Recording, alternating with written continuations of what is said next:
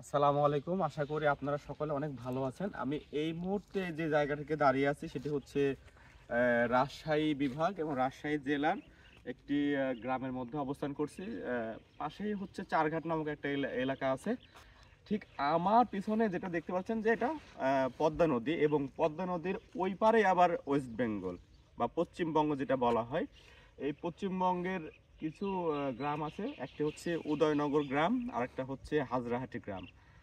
তো খুবই ভালো লাগছে যে বাংলাদেশের একটা শেষ সীমানায় এসে ভারতের একটা ভূখণ্ড দেখার মতো একটা সৌভাগ্য আসলে খুবই কমই হয় আমাদের, কারণ সব সময় তো আর ওই বর্ডার প্রান্ত যাওয়া যায় না। তো আমি রাজশাহী যাচ্ছিলাম, কুষ্টিয়ার উদ্দেশ্যে, কুষ্টিয়া থেকে রাজশাহী। ঠিক এই রাস্তায় ম্যাপ দেখতে দেখতে যাচ্ছিলাম, তো দেখি যে পদ্মা নদীর ওই পারে আবার আমাদের ইন্ডিয়ার যে পার্শ্ববর্তী দেশ।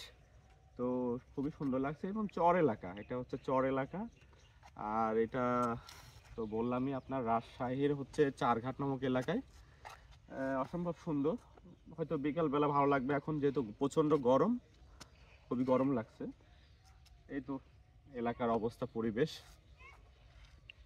ঠিক ওই পাশেই হচ্ছে ইন্ডিয়া। আর নদীটা হয়তো ভাগাভাগি আছে, মাঝখান থেকে নদীর হচ্ছে অর্ধেক হচ্ছে আপনার বাংলাদেশে, আর বাকিটা হচ্ছে ইন্ডিয়ার।